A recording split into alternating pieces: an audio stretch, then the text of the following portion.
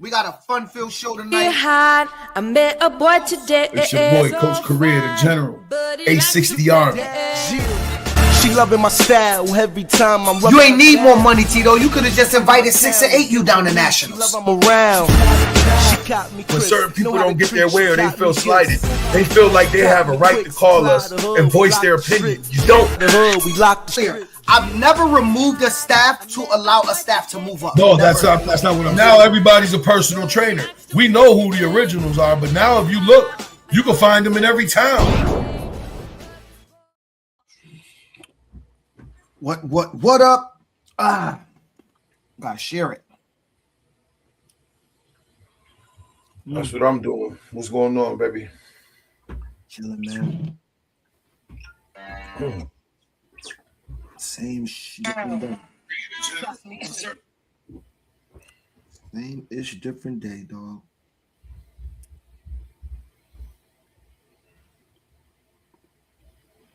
It's downtime in youth football right now, man. Not too much going on, but we gonna make it do what it do. Well, it's about to kick up a notch now. NEYT starts this weekend. We had one of the tournaments last weekend. We'll touch on that real quick. You know, a couple Connecticut teams brought that thing home. Yeah, I saw the post on social media. It looked like kids and family have fun. My one experience with Atlantic City wasn't so hot.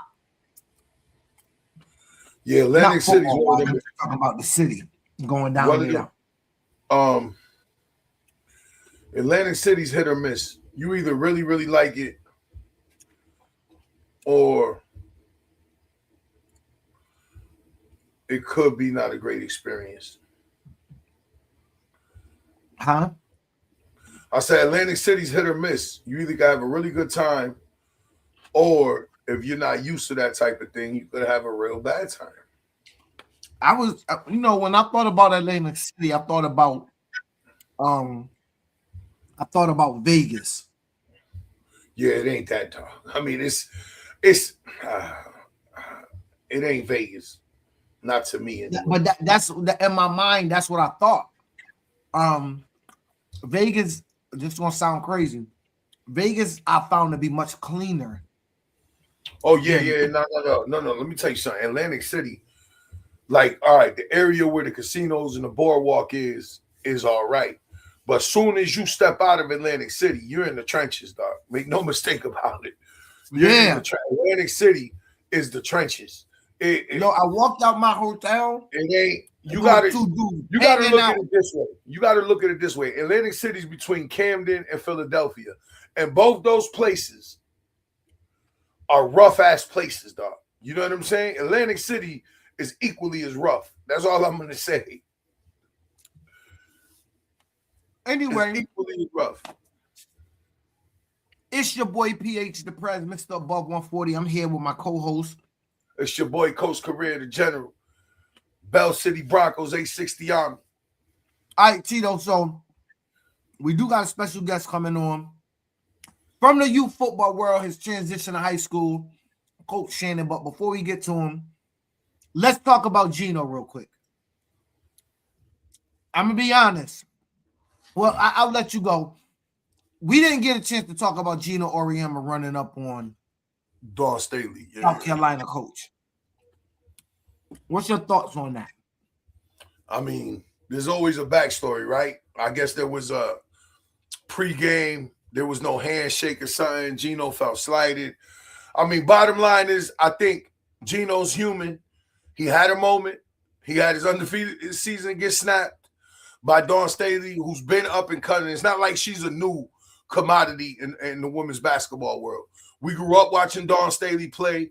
She's become a great coach. She's created a great program at South Carolina. I mean, she beat them fair and square. I think Gino, which we all have had happen to us, even at this level, where sometimes a bad loss, the worst of you comes out. You know what I'm saying? And I believe he had one of those moments. I mean, he's human like everybody else. I mean, they snapped his perfect season. I mean, I think the fact that he's saying there was no handshake pregame, I think that's an excuse. I think he just had it. Because she shook his hand. Well, He I shook don't him know and his own staff whether hand. she did or didn't is irrelevant. My point is, I think Gino just had a moment, bro. He had a moment, and it was a bad moment captured on national TV. Bro, that's my take on it. Like, I think the obviously we know Gino had a weak moment. Here's the only part I didn't get. And maybe he's done it now because I've seen multiple statements. You're right. I think he was pissed that he lost. Clearly. Here's my thing, though. I don't think you get to have had caused that much heartbreak over the last 20 years and react the way you did because your season got snatched away. I do not believe you get to react like that when just last year you beat her by a dub. Tito, in the championship. You blew her out. She shook your hand and walked off, bro. Let me ask you this, Tito. Do you think if he had won, he would have reacted like that? No, of course not. Of course not. But I also think he had this kind of feud. You guys don't remember, and this is going to go over some people's heads. He had this kind of feud with Pat Summitt. Somehow, he's a man in a woman-dominated arena, but somehow he gets in these tiffs with women. That part is always what I've never understood about Gino. Like, who wants to be that dominant over, a man in a woman-dominated sport? Because his record's astonishing. His accolades are impeccable. But he gets in these tiffs with women that I've always found a little strange. And I've always found it strange he never wanted to transition to the other side to see if he could do it where it makes more sense. I didn't find it strange. I'm going to tell you why.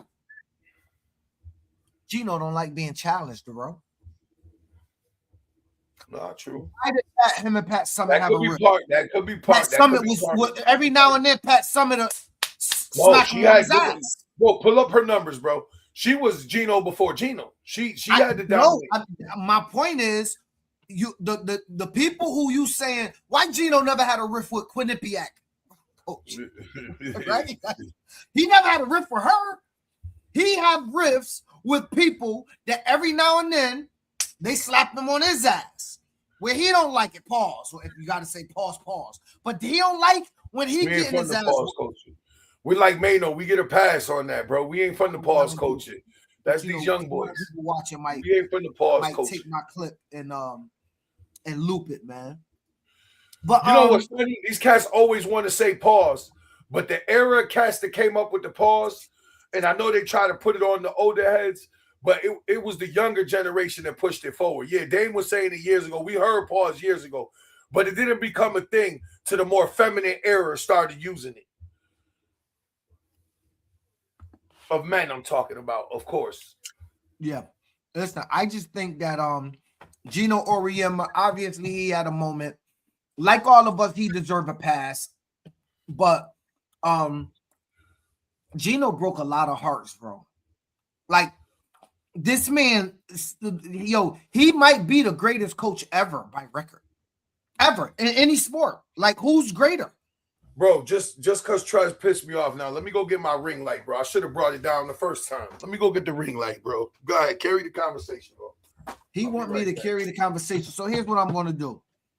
Before we bring on the coach, I'm going to show y'all where Tito was wrong about something. What I don't like doing, y'all, is what I don't like doing is saying, well, maybe if she shook his hand or if she didn't. No. We got to deal with the facts of what happened. Dawn Staley, whatever, Gino handshake. We need to deal with the facts that she actually shook his hand. This is it, right? Like I'm about to show you. She shook this man's hand. So it's no way we could say she didn't shake his hand. She shook this man's hand. Let's back this up. Like, let's be factual. This is before the game. That says 2026. Y'all see this, right? This is not a different year. This is 2026 right behind her. He went right here. She's shaking Gino's hand before the game. How many times do you shake the other person's hand, Tito, before a football game? If he come and say, what up, cool. You don't go find him a second time to shake his hand. She shook Gino's hand. Let's keep going. Pat on the back and a hug. Dap up the coach. Dap up another coach. Mind you, a staff behind him. Give a hug to a coach. Dap up a coach. Let's go to the team managers and equipment managers and medical staff. Shook all their hands. She didn't have to go that far, Tito. All the way down the way and shook his hand. It was not about a handshake. Gino don't like being challenged. And I get it. None of us really want to be challenged when you're on top of the throne. When you start to feel like things slip, emotions is involved. Because you can't explain what's going on. Right? You can't explain it.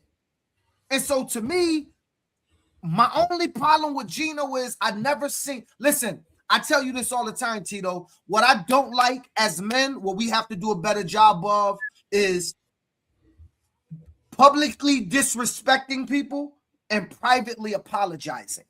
I'm not with that shit. Yeah, nah, that's corny. Stop publicly disrespecting people and privately apologizing. If you publicly disrespect someone and it was a heated argument, you was a mistake and you're gonna man up, then publicly apologize to that person. That's all you have to do. But don't publicly disrespect me and inbox me, I'm sorry. No, because you done left it out there that you publicly disrespected me. You done left that thought of what you put out in the world. But he went on the thing. Oh, her jersey got ripped and she didn't shake my hand. So you know what he should have done? Because cameras will follow Gino. You should have went right on the UConn campus in front of a camera and said, listen, I apologize. Dawn actually did shake my hand. It was a misunderstanding. And her kids did not rip my player's jersey. It was not ripped by them. That was also wrong, and I apologize. That's it.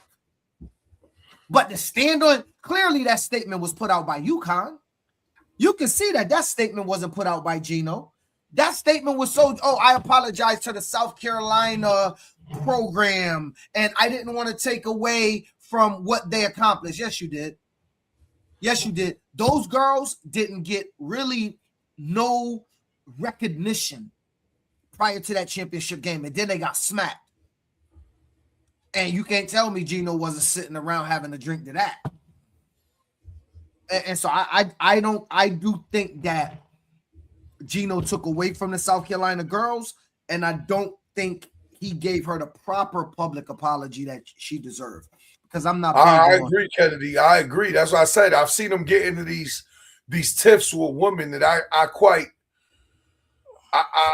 can't understand, being the type dude I am. But it ain't for me to understand. Again, a dude he's clearly dominated women basketball and never wanted to try to elevate that on the other side. I don't understand as a competitor. I just don't understand it. So I seen this. I want to know what y'all getting at when you say Gino showed all his true faces while Bill. I saw that there. I don't take Gino to be no type of way. Now, mind you, I did not talk to the man, but I worked at UConn. I worked inside Gamble. I was an IT tech. He was really good with those young ladies. Tough, but always really good. I'm gonna tell you like this: a good person to him. In 1992, I played in the Nutmeg games. In 1992, I played in the Connecticut Nutmeg games. My father, obviously, as everybody knows, was a coach. He had a clinic in downtown New Britain at the old Radisson. That was it, where it's the La Quinta now, whatever it's called, it's right in downtown, in the banquet area. I went with my father to the clinic. He had brought Rebecca Lobo in. And one thing I know about Gino is he has that thing about him, how Phil Jackson had about him, how Belichick had about him, Nick Saban had about him. These dudes, when you watch them or even talk with them, there's a level of arrogance. I don't even know if you could call it arrogance. They're so detailed and so focused that it comes off arrogant. You know what I mean? He has that same shit. Thing Deion got, except Deion say it and they don't. I'm gonna tell you what it is. Deion does not. Deion is the greatest football player ever for a reason. It's mentality. They got a mentality, bro. That it's hard for very few to understand. And Deion said it best. Don't let my mentality. What he said. Don't let my mentality. Hurt your confidence or something like that. That's what happens with people at that level, dog. Like they think so much about themselves that it often come across as arrogant, as, do you think you better than me? And my I tell point you all the time, is, though, he has that drive. My point is all those guys had this certain type of drive. He is super driven in his field of battle, which happens to be a woman arena where I get lost with him is the riffs with these women. Like, you know what I'm saying? That he was, this ain't the first tantrum he's thrown, is my point. But he not beefing with women. And Deion thing was, don't allow my confidence to offend your insecurity. That's what they all got. Yeah. That, like, the aura that they got will come off. And if you're insecure as a man, now here's the thing. I gotta give him a little break, Tito. He's not beef. It's not like he's in the NBA picking fights with women basketball. He's in women basketball. So naturally, it's kind of like, communities, and I hate to take it here, but when they say black on black crime and white on white crime, you oftentimes get in a spats with people you're around. He's in women's basketball. His spats are not going to be with college basketball, men's basketball coaches or NBA basketball coaches. His spats is going to be with his fellow coaches, which happen to be predominantly women. That's the only. Gino has never been pushed to the brink by a women's basketball coach. There has not been a male in women's basketball that has challenged Gino the way that Pat Summit or Dawn has, right? Yeah. And so his spats is naturally going to be with women and powerful women, because the women that's going to, if you're going to contend with UConn, you're going to be a powerful woman, bro. You ain't going to be no weak woman contending with UConn. But I tell you this, Dawn got so much class that he lucky because an NBA coach wouldn't have handled it with that much class. Well, no, here's the difference, though. Dawn, unlike Gino, was a superior player in her field of battle. You know what I'm saying? She's one of the few, and I believe she's a Hall of Fame woman pro basketball player and college basketball player. She's one of the few players that transition to being a dominant coach. Dawn Staley. Dawn, yeah. Well, typically players aren't good. But here's the thing. Of course, she's going to handle it. What I'm saying is she handled it with class and dignity because she is a classy woman coach. You know what I'm saying? She is of the highest caliber. So she handled it as without emotion. She handled it as professionally as she could. I don't think Gino. Well, Gino was black woman. Right, Gino was never that type of competitor. He didn't have the leverage. Gino was never that type of competitor to take them highs and lows like that. I mean, dude, she snapped his undefeated. Part of that shit is he blew the perfect season. Bro, how lost to bring up. You know how lost. Hey, JoJo, just real quick, JoJo, I agree that no man should have. Listen, he shouldn't have done what he done. But when I saw it, I was like, yo, bro, that's a lady. Like, you actually trying to pull away and go. Like, I wonder in my brain, what would he have done had they not grabbed him when he snatched away? Like, what was you going to go do to Dawn? Like, were you going to go over there? In both cases, I want to be clear. Like, he's what? Like, to me, that's wild. I want to be clear. Let me ask you, everybody, something. What we saw both UConn coaches do in the Final Four, where Hurley headbutting the referee, and the way Gino asked, how many of y'all think if it was a minority that did that, would we still have our jobs on Monday morning? Would we still have our jobs on Monday morning? If we acted the way Danny Hurley did and the way Gino did in the heat of the moment, do we still have our jobs on Monday morning? Yes. Okay, Tito, John Thompson would have had his job at Georgetown. No, he wouldn't have. John Thompson. Bro, you forgot John Thompson? Bro, we seen people get fired for less. You're too young to remember John Thompson. I remember John Thompson. Bro, come on, bro. You might be too young to remember John Thompson. Who was on those teams John Thompson coached? I run you the starting five. I'm a Syracuse fan. John Thompson used to play me every Saturday, bro. Who was the starting five for Georgetown that year? Me, who was the starting five with you? KO. We used to go to the park and play the Georgetown Syracuse game. So I know about John Thompson. My point to you, I wasn't a Georgetown fan, so don't ask me. I could tell you about Billy Owens and the Syracuse Orangemen that played against him, and you may not know Billy Owens. I know who Billy Owens, number 30 from Syracuse. Billy Owens. And Stevens and all of them with the left. They're my favorite teams. But here's my point. My point is, if you had, in order for a coach, a minority coach, to have gotten away with it, you would have had to be overly successful. Well, look what, like, somebody made a good point. Juwan Howard didn't do nothing nowhere near what Hurley or Gino did. But guess what? Juwan Howard ain't win chips. Juwan Howard wasn't winning them championships. I'm not standing behind you when you acting up and losing. When you're winning, people always give you a lot more leverage. You get that rope is a lot longer when you're winning, bro, than versus you when you're losing. When you're losing, people don't got time. They already kind of don't want, it ain't the same thing in you football, bro. When you losing, that string is short, dog. It's real. When you losing in Bell City, when you went 0-8, when you act a fool, Tito is like, bro, you're out of here. When you just won a natty and you come back to Bell City and act a fool, Tito like, you got one more shot, bro. It's different when you win it, dog. It is. Yeah, but anyway, I don't think, I stand on what I said. I don't think no two other people could have got away with doing what them cats did last weekend or the weekend before. But you also got to remember, both of them are coming. Both of them are national championship coaches, and at the highest of yes, I get it, and I so understand that point. Bro, we saw Calipari come back from some wild stuff. Yeah, Rick Pitino. Like, when you're good, people will deal with you, dog.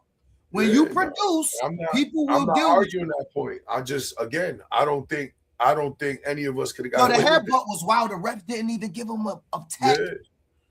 No, the game was over. The game was over, but he squared up on him. Like, he's another dude I've been researching. He's another dude that's borderline. No, he's borderline. There's something wrong with him. There's something wrong with Danny Hurley. He's another dude, bro. He's one of them driven dudes. There's something fucking wrong. There's something wrong with him, dog. Yo, he acts crazy. It ain't all clicking up there. You know what I'm saying? It ain't all clicking up there. I be watching him on the sideline. He be on his tough guy. He be like, he be wild. He from Jersey City. The cats forget they from Jersey City. Them cats from Jersey City, that ain't no sweet place, dog. Them cats grew up in Jersey City. Let's read Matthew Kennedy. Hold on, Kennedy. Let's get it real. Gino is in Bobby Knight territory.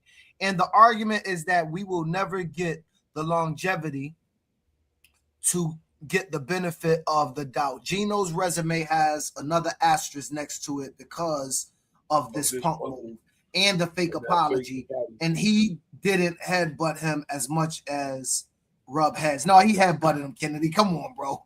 Come on. He walked up to that man. If I put my forehead on your forehead and you don't know I'm going to do it, it's a headbutt. Because it ain't like Tito going to stand there and let me gently mush it against him. That was a headbutt. It may not have been a headbutt, but it was a headbutt. He nudged him, bro. He nudged him. He's totally, what she say? He got the he got the ism, Tito. He got that shit with him. He do. He got it with him. Yeah, he looks like it's crazy. All right, so Tito, we talk all the time about how youth football coaches transition into high school and can they be successful? Before I bring, have you seen a youth football coach be successful transition into high school yet? Hold on, let me think. Yes, Steve Christie from Monroe Youth, who had the not only what was it? He had a slogan with his team. With the line, where did he coach at?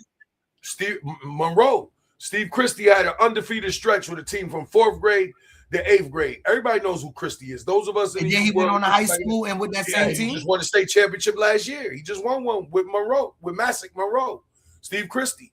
And now he just became the head coach at Fairfield Ludlow. He's the only one I ever see transition. That he used to have the website 50-0 back in the day. And we are the Lions. He had a whole YouTube campaign before it was even popular with his team. And he had, again, he was a coach that had a system out there. But he transitioned from the youth game as a dominant coach to being a dominant coach at high school. I say that to say, Tito, and he won 2 or 3 high school state championships in the last 5 years since he's been the head coach. He knocked off Windsor a couple years ago, and they just won it. They just won it this year. It might have been back-to-back, or he won 2 out of the last 3. I say all of that to say, we're about to introduce Coach Shannon, who y'all know went to Nationals the last 4 years from Manchester Redhawks, and he is now the head coach of the Manchester Redhawks high school team. So Shannon, welcome aboard, brother. Congratulations on the position. Appreciate y'all. Thank y'all for having me, man. I appreciate the love, bro. What's going Anytime. So, what's going on, Tito? How many years did you?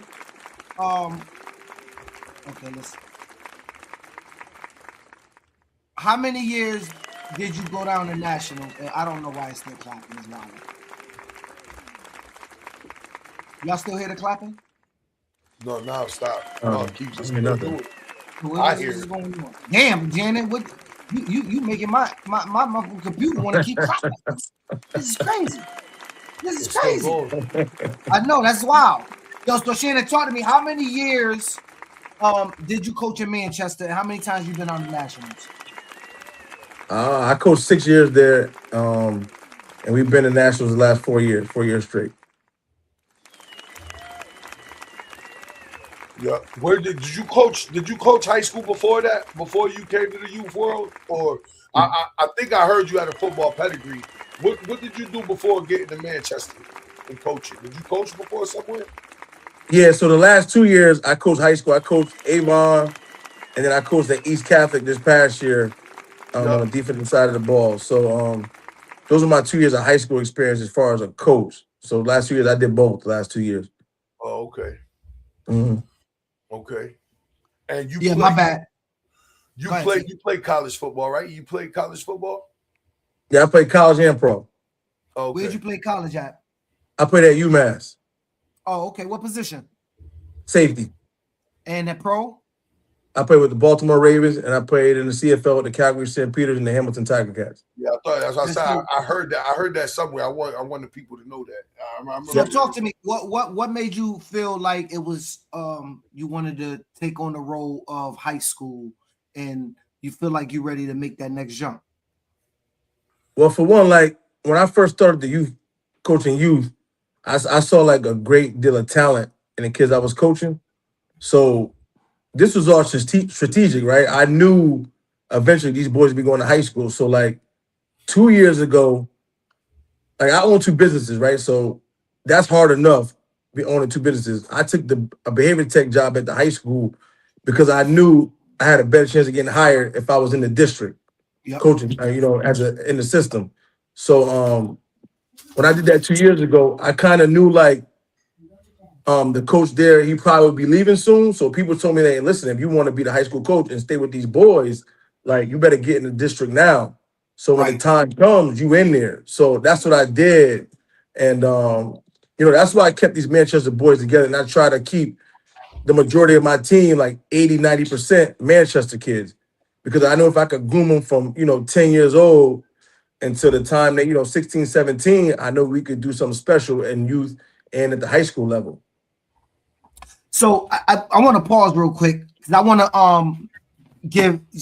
I think that's game for the youth coaches. By the way, Rodney Myers is a Ravens fan, so he said I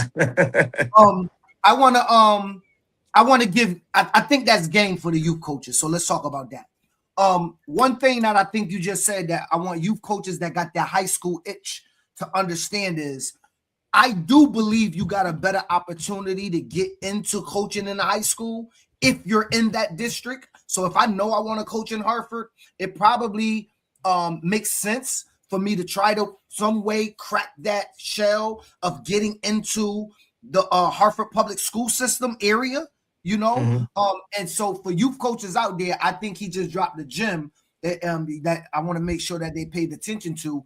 If you do have that itch, and if you have the time and you could, you may want to start the transition into that district, because let's be honest, who you know as much as what you know matters when you're looking for these high school jobs. But I'll keep going. So okay, so you wanted to get in now. Do you let's talk to me about your coaching staff. Do you already have your coaching staff already? I do have my coaching staff. Actually, one of them is your brother. Right. Rocket's gonna be my coaching staff. So, but I knew coming in, right? Like they wasn't gonna allow me to bring the youth coaches, and those mostly was fathers anyway.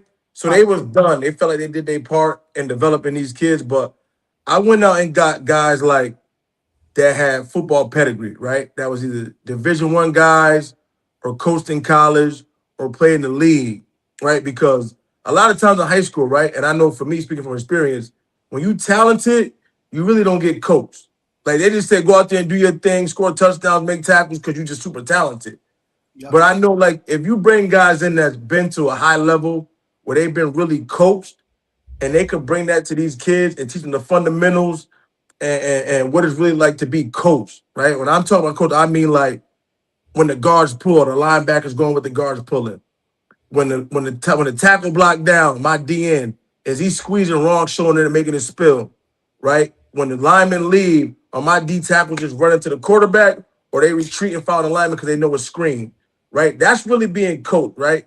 Even like when you playing, you know, as a defensive back, like I played DB, but I also brought a guy in who played at Penn State, was a 4-star recruit, right? By the way, he played for the Hartford Hurricane.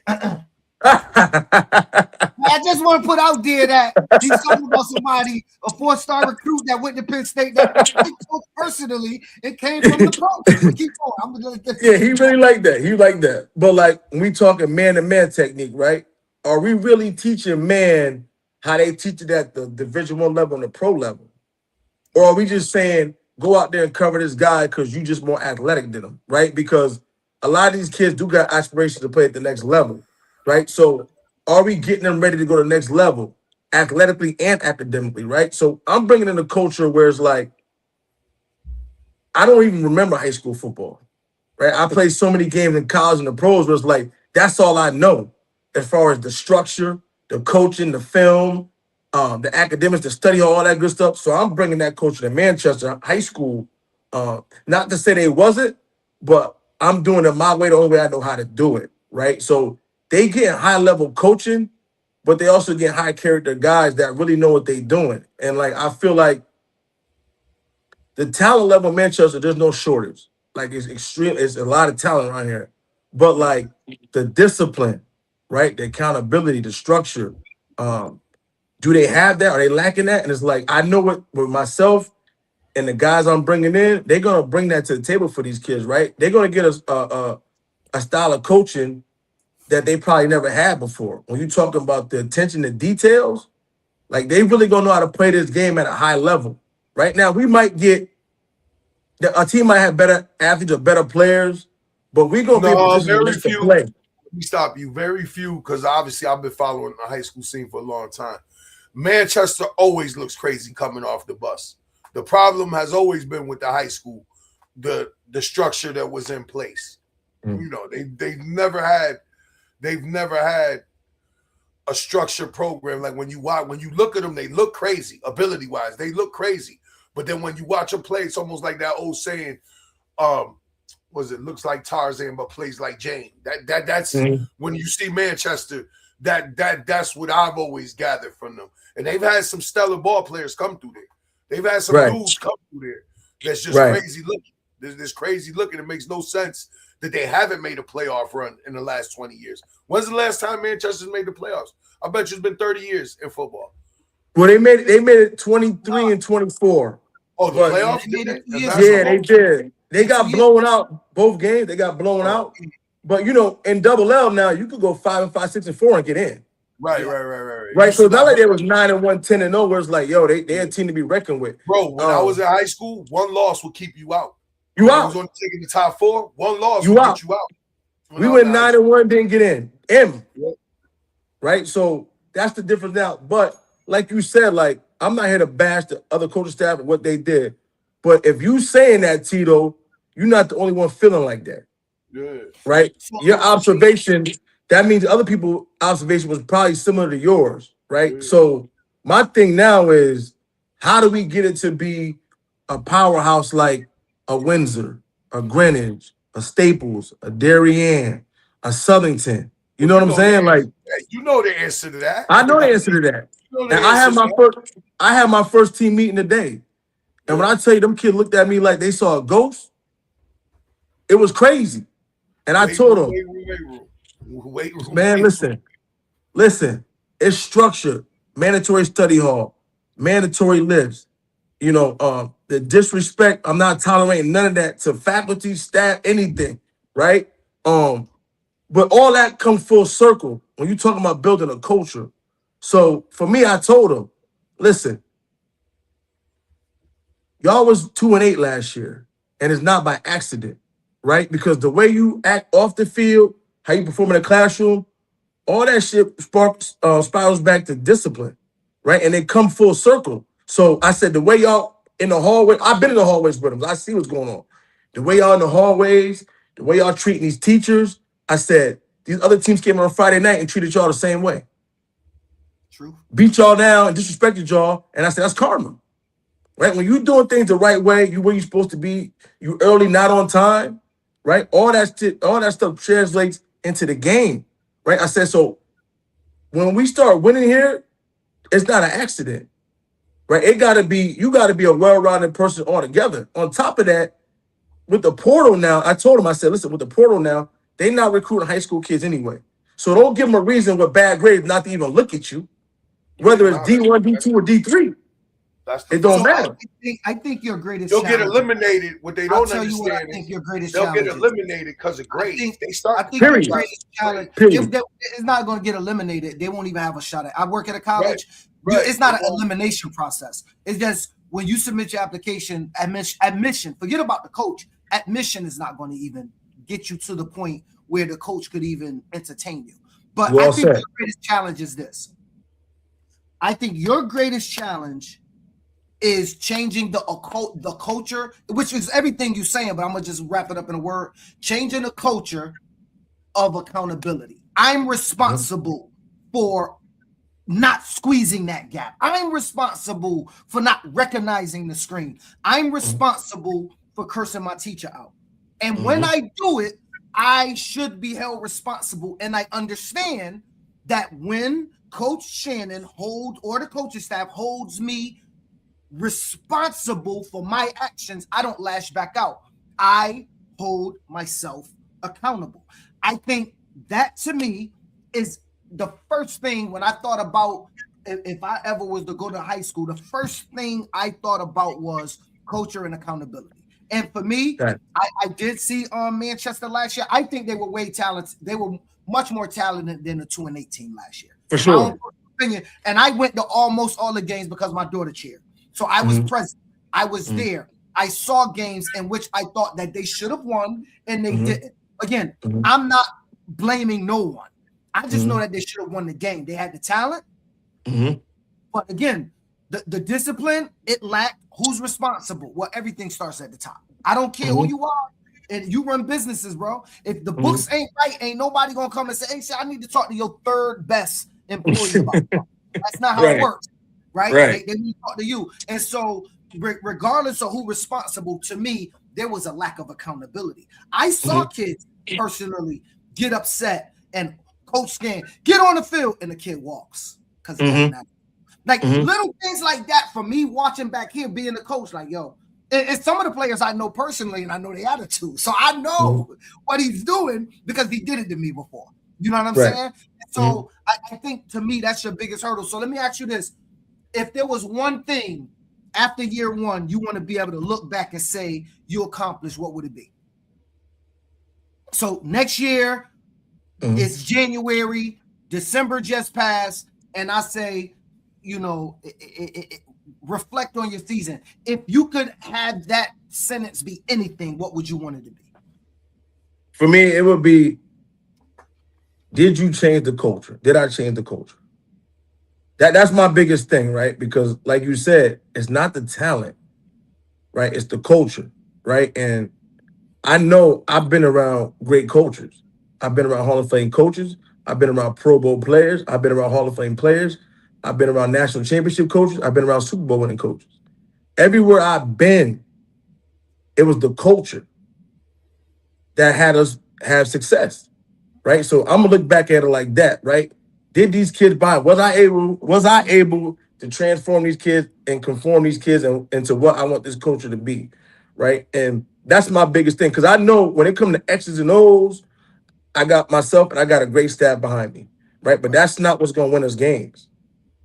Is the culture gonna change, right? Are we late to meetings? Right. Right? Or are we early? Are we putting in the extra work when I'm not watching? Or are we going on playing video games? Are we showing up every day? Are we showing up every day? Every day. Are we making excuses why we didn't lift today? Or are we coming to the lift? Are we making excuses why we didn't come to study hall? Or are we going to study hall and locking in and doing what we need to do? Right? So I know how to build a culture, right? And you got to think too. When I joined the Manchester Pop Warner program, right? 2-3 wins was oh my God, we did a great job. Yeah. I was like, nah, I'm not for this. I'm not doing this. So y'all, I know Phil, you know Daryl Thomas. Yep. He's the president now of Manchester Pop Warner. Yeah. He was older than me. So when I got to UMass, he was already gone, but he was a mentor to me since the time I was 17 till now. You know what I'm saying? So I said, D, I need your help. Like, I want to change the culture and make it what it is. And I had help with, a Calvin Harris and another guy, Shane, our guy. But they saw the vision and they knew what it took to change the culture. If you would have said to me back in 2019 that Manchester 12U would beat Hartford Hurricanes 12U, probably one of the most talented teams to come through New England, and I don't know how long. If you would have told me that back in 2019, somebody probably would have slapped you. Like, wake up, bro, that's not happening. But we was able to change the culture, right? And as talented as that team was, I feel like we was more disciplined, right? And that's what propelled us to win the game. It wasn't the talent. I think they have more talent than us. You're one of the few guys that know what you're doing out there, too. Like, I'm going to be real. You're one of the few guys that know what you're doing. Because there's not a whole bunch out there that know what they're doing. So that's part of it, too. You know what I mean? And I'm going against the coach, Pito. I'm going against the coach that knew what he was doing. Like, Larry Myers, bro, I'm telling you, man, that's one coach when I put in this, I knew he was going to do his homework. And he was going to study this. He had games with his hat low on the other side of the field. He think nobody see him, but I knew he was going to do his homework. Like, for instance, I don't know if I remember back in 2011, we played New Britain, right? We had no business winning that game. They was big as hell up front. And we started cutting them. And people like, oh, you can't cut. They don't know the rules, but, people think they should be talking. They be chatting. But inside the tackle box, you can cut immediately. You meant 2021 or 2011? 2023. 11 2023. 11 yeah. Okay. And we cut them down inside the tackle box. And somebody came on the blog and was like, oh, they can't be doing that. And Larry Myers was like, nah, that's perfectly legal. And we played y'all like 2-3 weeks later. And he backed this D line up a yard, knowing that now you can't cut because it's not immediate. Not immediate. You see what I'm saying? So when you playing against a guy like that who know what he's doing, right, you got to be sharp. Even a guy like Ali, who's now coaching high school, he was very sharp at what he was doing, right? So I feel like those two guys, like for me, those two guys were the best I coached against. And for me, like, I know Larry Myers, like, he's from New London, right? Yeah. Right? New London area. I don't know if he's from New London. Well, he's from New London. He is? Okay, so them coaches over there, if they know like I know, you better get that man on your staff in one way, shape, or form. Yeah, he's coaching over there. I think he's doing they call it seniors. Well, he's doing the Wellness City. Yeah, he's the coach. Yeah, but the senior level, whatever that. No, I'm talking about the high school. Oh, I'm talking about the high school. I think he's with them at some capacity. I believe he's He with them. should be. He should be. Because one thing about him, he gonna do his homework. He gonna figure you out. You know what I'm saying? So I respect those guys for what they've done, but a lot of us youth coaches, only certain amount deserve to go to the next level because they know what they're doing. Now, I'll tell y'all this. I told y'all a lot of stuff I do is calculated, right? So I've been offered a job at Michigan. I've been offered a job at Penn State, Boston College, Jacksonville Jaguars. My quarterback from college is the head coach of Jacksonville Jaguars, Liam Cohen. I turned all these down to stay with these boys. Period. Because I know my opportunity. When you get to that level, I don't care if I win 100 games in high school. It's who you know. Right? They know me as a player and a person, what I did when I was with them and as a player, I'm a student of the game. So they gonna hire me just cause. You understand what I'm saying? Just because. But I turned all that down to stay with these boys because I know it's a greater purpose in what I'm doing. If I could send 10, 12 of these boys to college, regardless of division, and change their family dynamic, I'm all set. I'm good to go. There's no money that can equivalent to that, period. So it's funny you say that because that was my next question. Like, what would equal success? We already answered it. What would success look like after these 5 years after coaching Manchester? But you just said it. It would be watching your kids go to college. So I'll move on. What CIAC? What league you in? What division? Talk to me. We in the CCC and we in double L, and as far as classes. So we starting with the big dogs. So our schedule, they put us through the gauntlet. Like we got Darien, Windsor, New Britain, Glastonbury, Southington.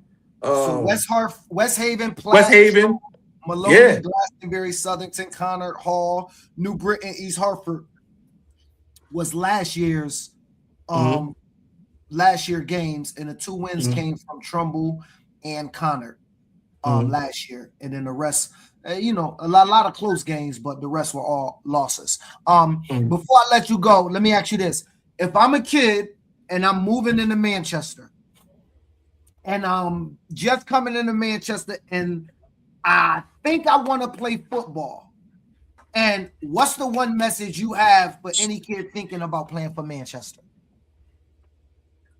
I mean, how old is the kid? Is he going to high school or is he a youth kid? Say he's 15, sophomore, junior, in the middle.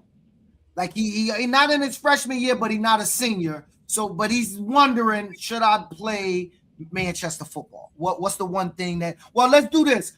Talk to me. Let's say he's going into high school. He's about to be a freshman. What's your message to him in the fall? My message is this: do you want to be good or you want to be great? It's just that simple. If you want to be great, you want to learn, you want to go to the next level, whether it's an academic scholarship, athletic scholarship, even if it's D1, D2, D3, and you want to be coached, and you want to be held accountable, if you want to be part of a culture, then you come here, right? It ain't gonna be easy now. Right. I'm gonna put you through hell so we can get to heaven. It ain't gonna be easy, but I promise you, when it's all said and done, you're gonna thank me because I'm gonna prepare you when you leave here to be a man. Period.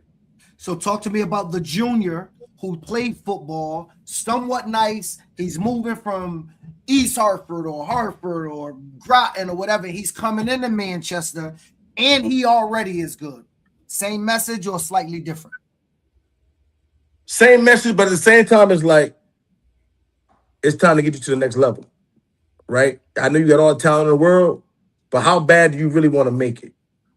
Right? How bad do you really want to get a scholarship? Or how bad do you really want to go to college, right?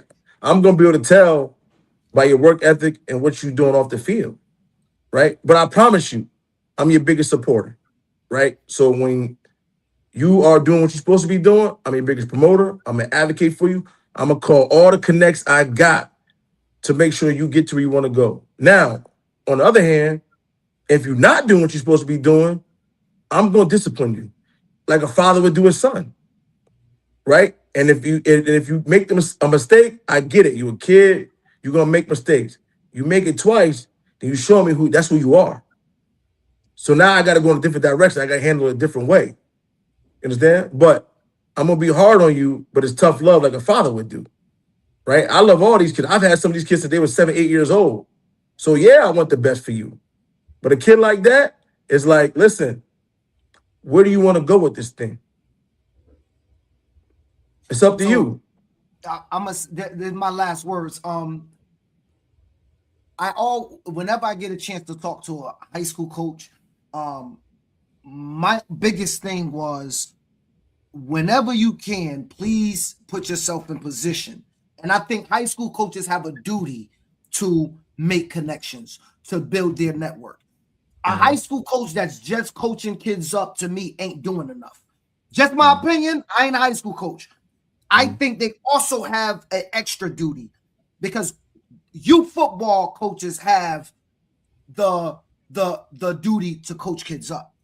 I think high school coaches is the next step. Coach kids up and have a network that when you can make a phone call, you should be able to make that phone call if it's needed. If Phil does everything Shannon says, if Phil come in the locker room and I'm a leader and I'm there 15 minutes early and leaving 15 minutes late, I haven't skipped nothing for 4 years.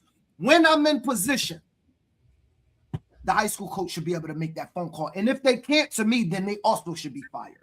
Just coaching me for you isn't good enough. So I heard you just say that. Obviously, you already have a lot of connections. But all I ask is, bro, and I know you the type would do this, that if somebody do go through your system and they do it, man, make the phone calls. I know so many kids that came to my program that I talked to privately, and coaches didn't make the phone calls for them. Like, they didn't make the phone calls. And it's heartbreaking. And I want to say something, but who am I? Like, I'm nobody, so I can't say anything.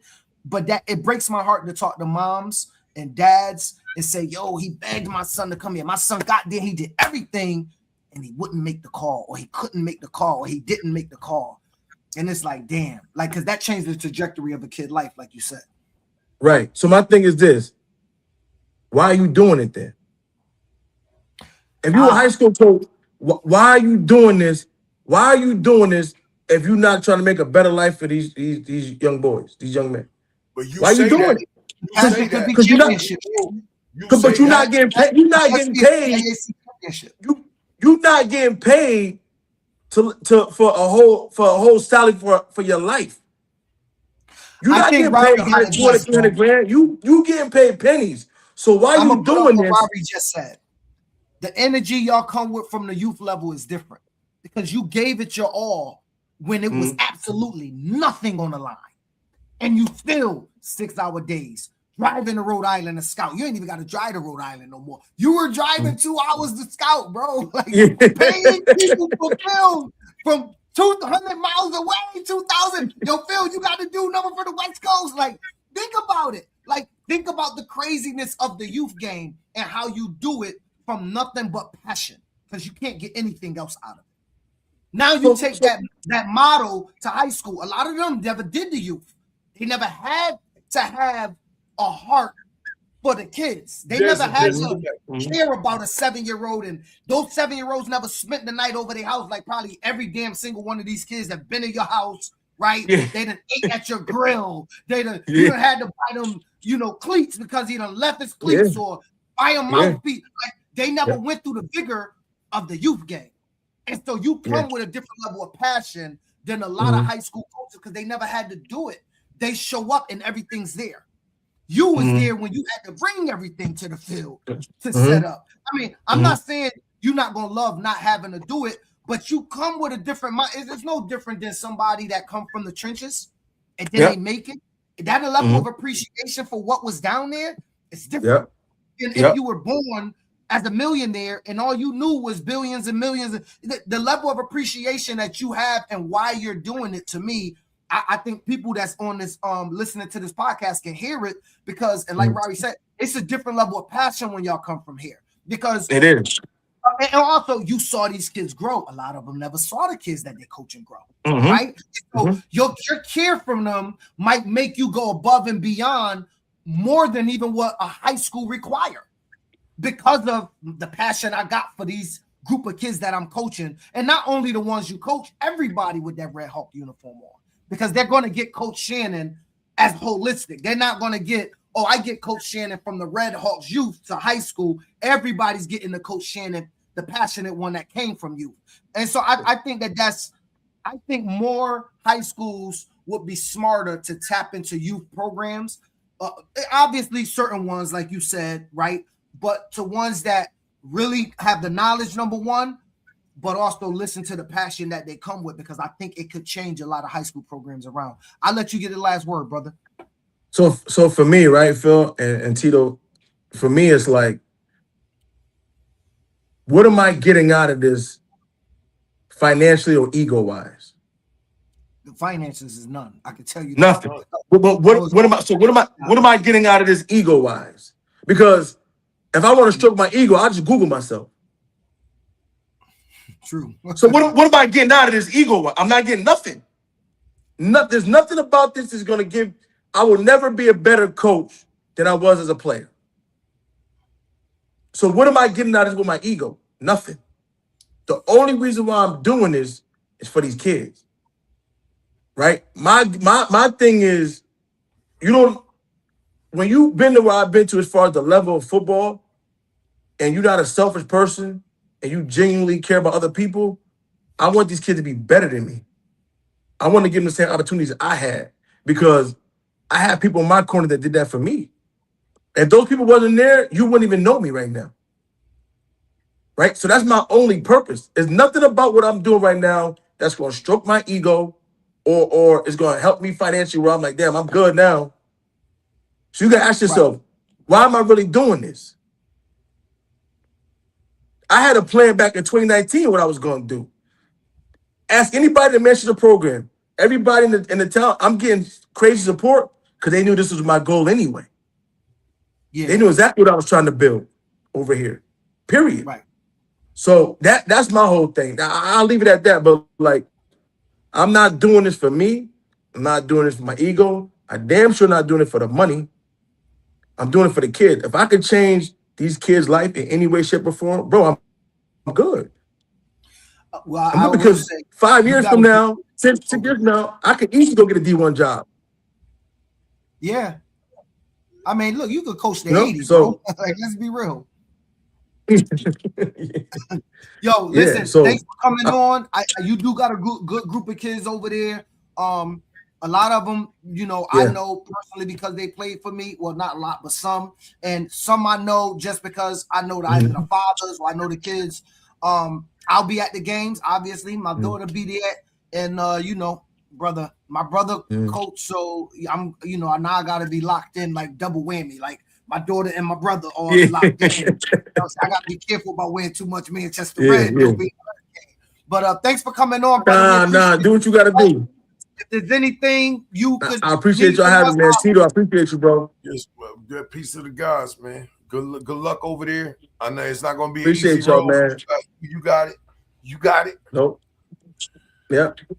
Right, appreciate y'all, man. I really do, man. Thank y'all for having me on, man. All right, bro. Anytime. Peace.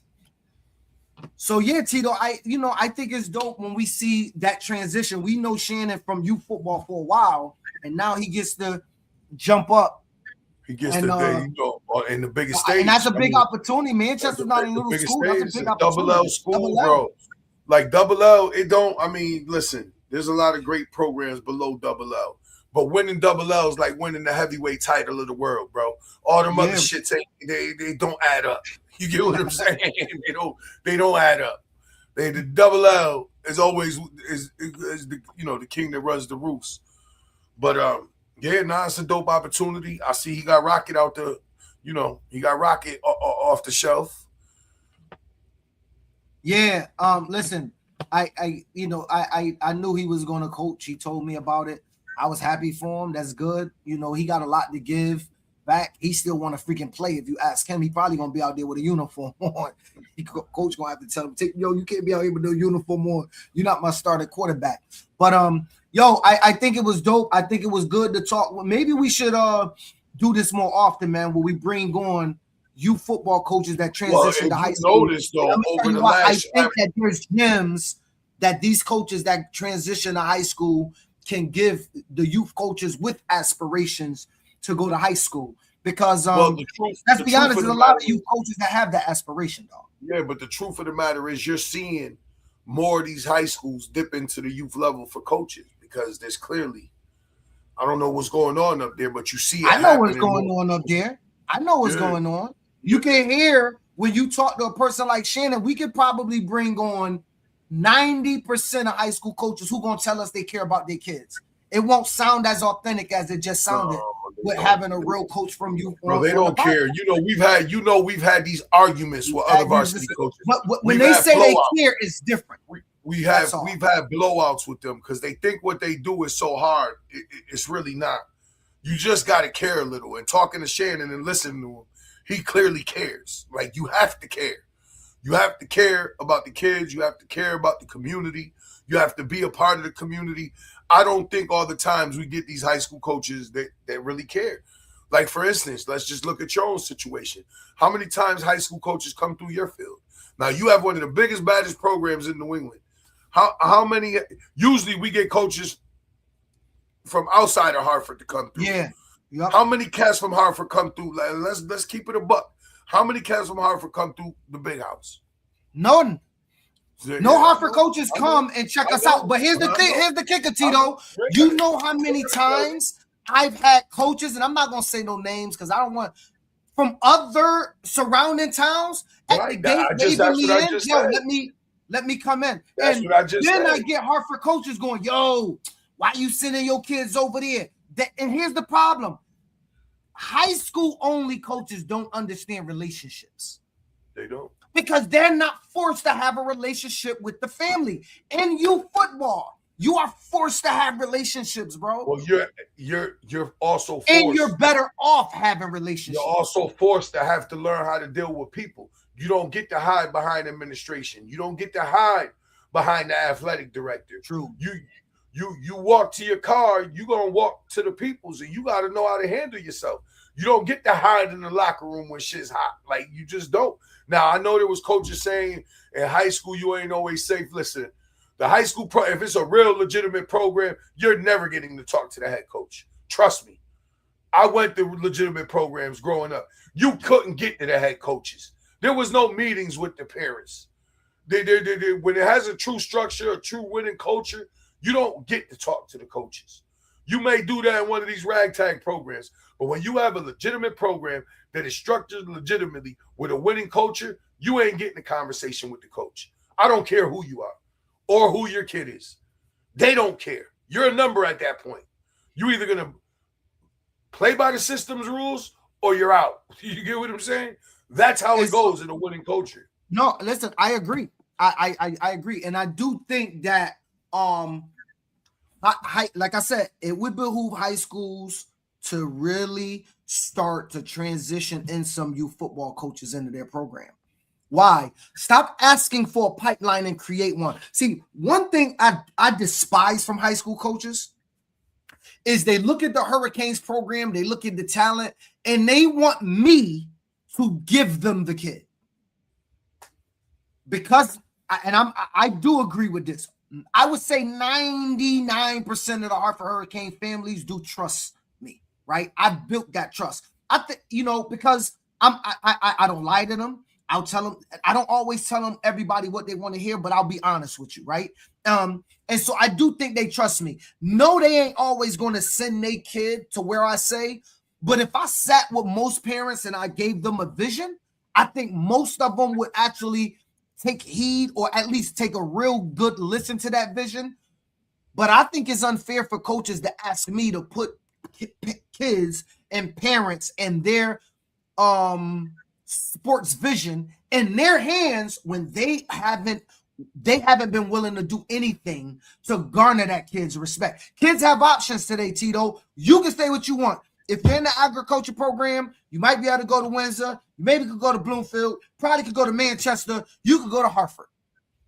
Then it's no longer, you live on the left side of this light pole on Granby Street, so you have to go to this school. That's not the game no more. So guess what? High school coaches, you got to get up off your, and you got to get up, and get something like you said it simply, bro. It's about building relationships, and we know there's a disconnect. There's a disconnect between us and them. Like I said, we could name how many blowouts we done had with these head coaches that try to come at us about the All-Star game, this, and that. Meanwhile, you're doing nothing to give your Nothing. kids opportunities. Nothing to give them other opportunities. So, Well, one you know coach how I was feel honest about with it. us, Tito, and said, "You're And trying I'm to take not our saying- talent and give it to the prep schools." I'm not saying all these high school coaches is bad. I'm not saying no. there's There's some great dudes. coaches out there. I know some great dudes. Some dudes I highly respect. But I also know there's a bunch of bitch ass niggas up there. Like I also know that, and it ain't In always other the words, best cat. they're lousy It ain't. coaches. Nah, I'm saying what it is. There's politics involved in it. We're trying to transition our language. You just I'm check not me transiting. Not when it comes to that, shit. because I know these cats. I see Okay. these cats. I know who I'm they are. trying Like, you know what I'm saying? There's a bunch of bitch ass niggas up there. I'm gonna say it again. Like, that's just a fact. Like, you know what I mean? I'm not gonna sugarcoat it. Because we know we've had these conversations that they don't really care. They're there bleep for it a out check. so we don't get flagged on social media, please. They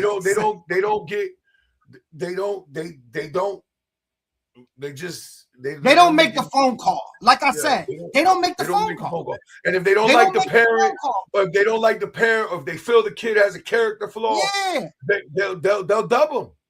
They'll dub them. No, we don't got no work to do. See, this is the difference.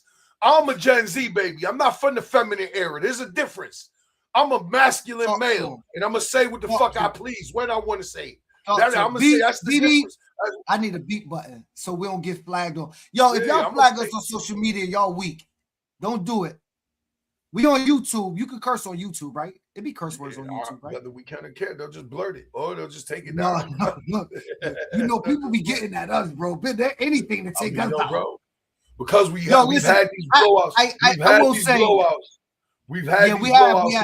Yo, Tito, you remember? I don't want to say his name. I actually don't know his name. We had a long conversation with a coach, and he kept telling us, "Well, y'all taking our players, and y'all y'all introducing our talent to other prep schools and private schools." And I'm like, I never thought about it that there are high school coaches that really would not want their kid to go get a $30,000, $40,000, $50,000 private or prep school education because they don't want to lose the talent.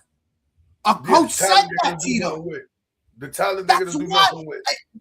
And I thought, I was saying to myself, yo, do you hear what you saying? He was like, yeah, I don't feel bad about saying it at all. Like, I have a job to do as well. And I was like, you know what? I never thought that. That's why I said to Shannon, that's why I said to him, yo, please, if you can, make the call.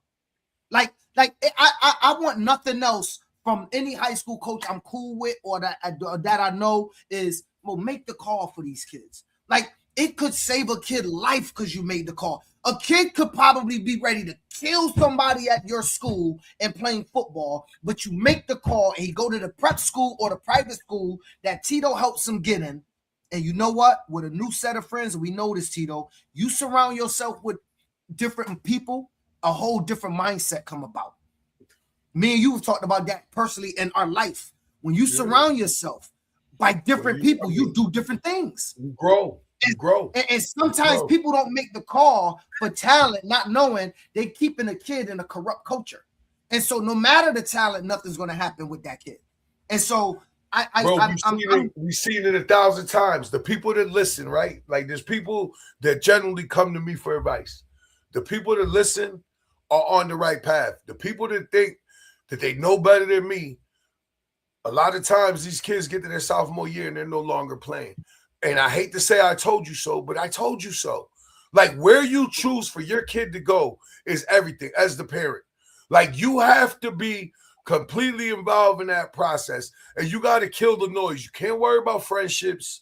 You can't worry about who their friends are. If sports, or let's say this is a football show, if football is what you want to do, as the parent, you have to guide your child because your kid does not know better than you.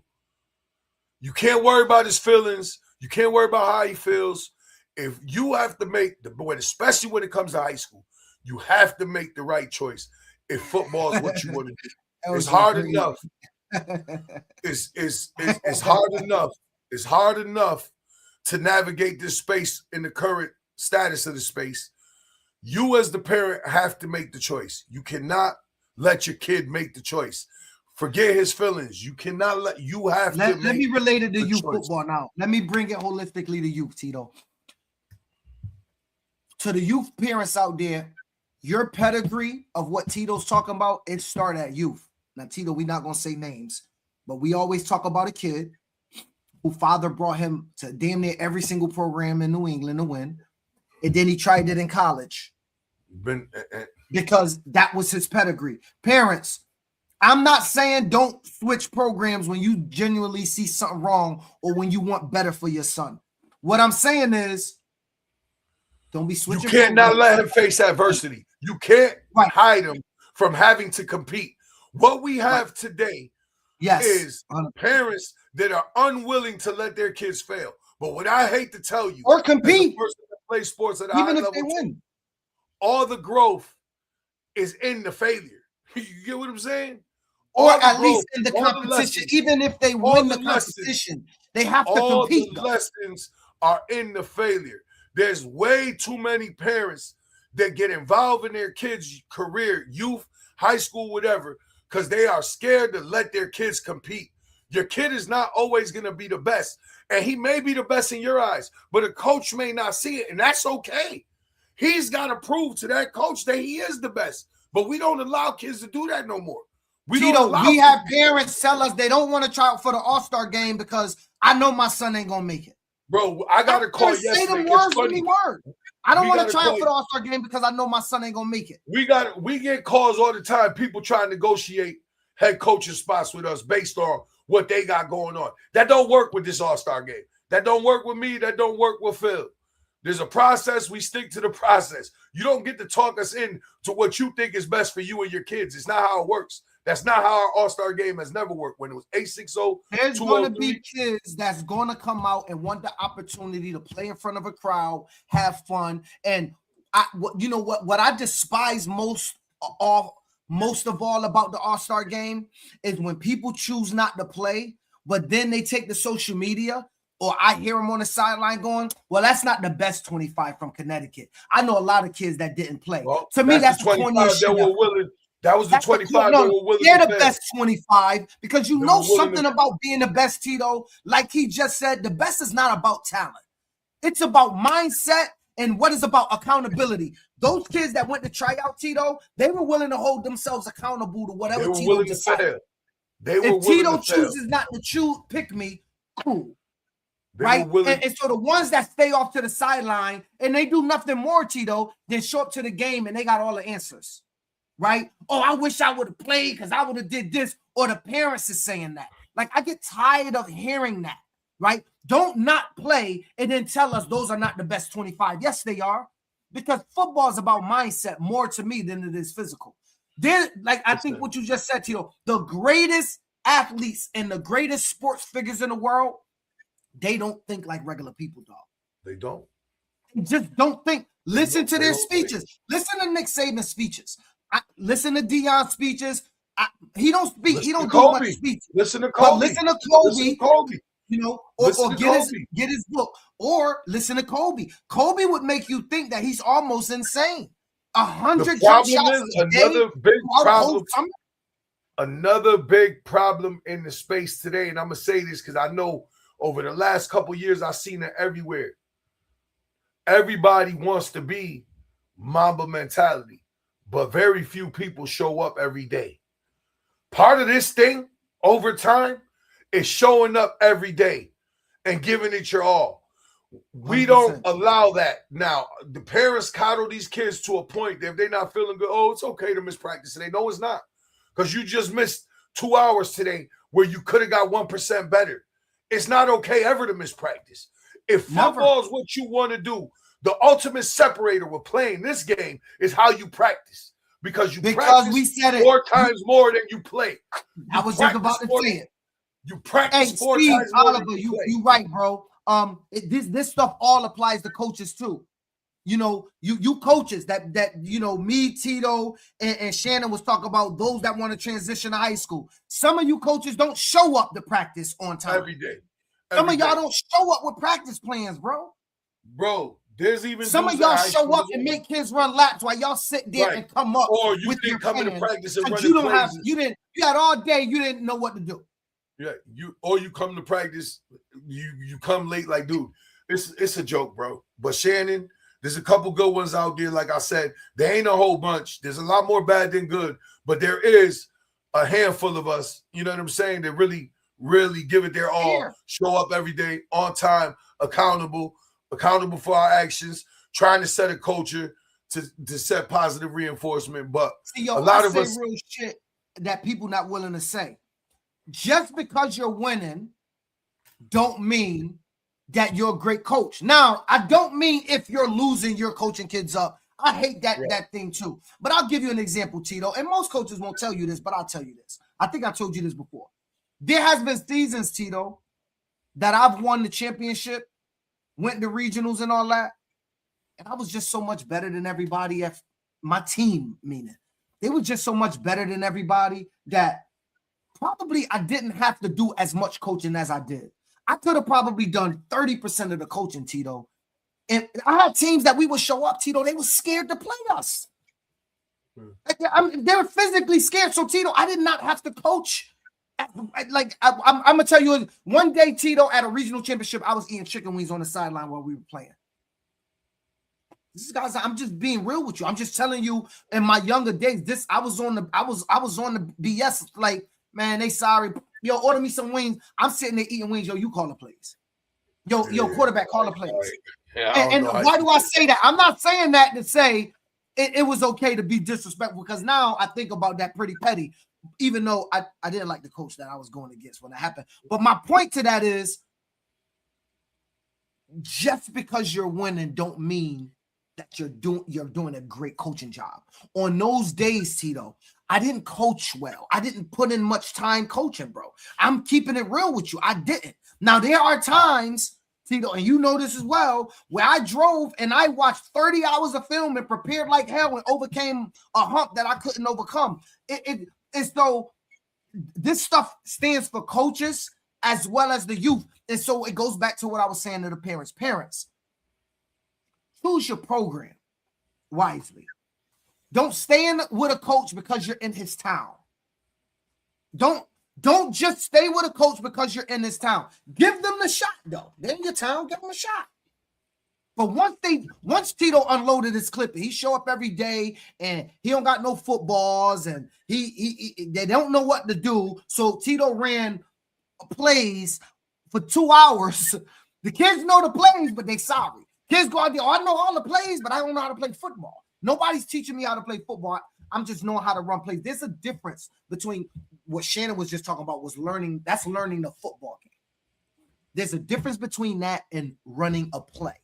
There's a lot of kids that can run a play. I can teach anybody to run a play, Tito. Any kid in the world, I can teach to run my plays, Tito. I'm just telling. If I say, yo, Tito, block right. You just block all day for 2 hours. By the end of practice, Tito, you're probably going to know my play. But I never taught Tito how to block. So you know what you're going to do? You're going to block right. You're not going to make a block. You're going to block right. You're not going to make the block, though. I see that too much in youth football. I see too much of people knowing how to run plays, but don't know how to effectively execute the play because they're not teaching football. Well, they don't know how to teach it in practice. That's the other part. They don't know how to isolate. Yeah. They don't know how to isolate the necessary techniques for what they're trying to accomplish, and that's a whole nother problem. But I want to answer what JB saying right here. Winning mindset are usually broken people. They don't know how to be average. Yes, I don't believe that's a broken mindset, though. Yeah, I believe that's conviction. I don't believe it's a broken mindset. I believe there's people that's so driven that they don't know how to be average. I think that, to me, is a better way to say it. I think there's people who are so obsessed on being successful that they don't know how to be average. And I think those that separate in any walk of life are people that are driven. Yo, my biggest fear in life is failure. Right, all of us. What I tell you every time I see cats, fear in life is what I tell you every time I see cats, every time I drive and I see cats looking out there for money, all I tell you is on the phone, yo, I just pray one day I'm never this dude. That's my biggest fear in life. You know what I'm saying? Yeah, my biggest fear in life is not winning, not being the best when I'm competing with something.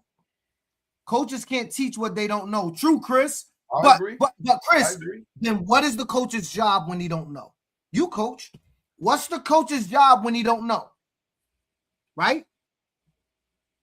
But it's not about where you've been, right? So, so like Chris, so talk to me. If I asked you to coach a You quarterback, might want to tell the crowd the context of who you're talking to. A dude that's been. So I mean, y'all can look at his picture. This is Chris Baker. He played in the NFL, an extraordinary career. Jacksonville Jaguars, and for the home team, the Washington Commanders. And the now, Bucks. But he played for the Redskins. He was with the We're Bucks. gonna talk about his Redskins career. Forget about them. He actually played with his boy from Windsor, right?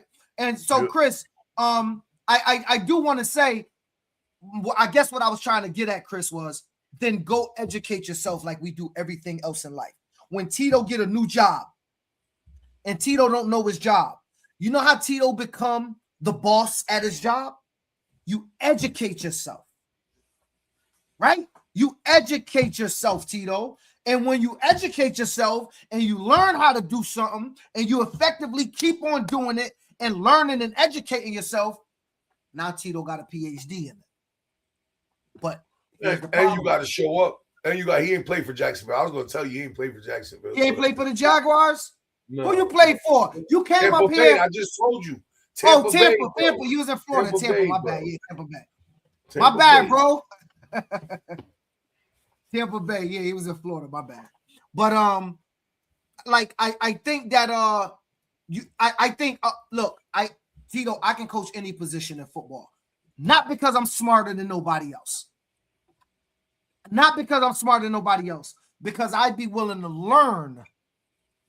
If Shannon gave me a job today, which I do not want to coach high school, Shannon. But if Shannon gave me a job today and said, Phil, I need you to coach my line, and I wanted to do it, by the season, Tito, I'll know all the line. I'll know everything about line I need to know as far as his system. Listen, everything is out there. Nobody should be not knowledgeable. You can learn anything today. With YouTube, Instagram, TikTok, Twitter, I love Facebook. this. I love doing this. I'm not one of them people that want to be around a bunch of people that don't know nothing. I'm not one of them people that want to coach with a bunch of people that don't know nothing, so I could be on the field and I know everything and I could tell everybody what to do. As I learned myself as a head coach, even as an offensive coordinator, whatever, I don't tell my defensive coordinators what to do. We may disagree and we may, coach and shit, but I want to coach with people that know what they're doing at this point. Know what you're doing. Go ahead and do it. Boom. I just need to know that I'm no longer doing that no more. I know Valencia. He called me out. Stop laughing at me. Yo, but anyways, before we get off, though, I do want to shout out cuz Matt Correa and his 12U Route 8 team that won last weekend. We need to shout out Henry Jackson of the Connecticut Supreme Intruders. His 10U won it in Atlantic City, and I think they all next week in Boston for Hunt's tournament. And also this weekend is the kickoff at NEYT for the 14-year-olds. Start the season off this weekend. A bunch of 14U games being played. Pride playing Rhode Island Warriors. I know our Bell City Broncos is in Chelsea, Mass versus the Bears to kick off the 2026 NEYT spring season. Oh, Matt 11, my bad. And to finish it up, next week we are going to be announcing the head coaches to the Connecticut All-Star game. To the Connecticut All-Star teams. We're also going to be talking about who some of the staff members are and putting that together over the course of the week, and possibly have on some of the Mass coaches that's going to be coaching versus Connecticut. And just maybe, Tito, I'll reveal the 2026 All-Star uniforms. Don't do that, because when you don't reveal them, then we got to be getting texts all day about, nah, don't say that, because if they're not ready. I'm going to reveal the All-Star uniforms. Well, I'm in Florida next week. We're gonna do a reveal, y'all. I gotta get it together this week. Somehow, some way, I need to shoot and get the All-Star reveal done And so that's what we're going to do. We're going to get a reveal done.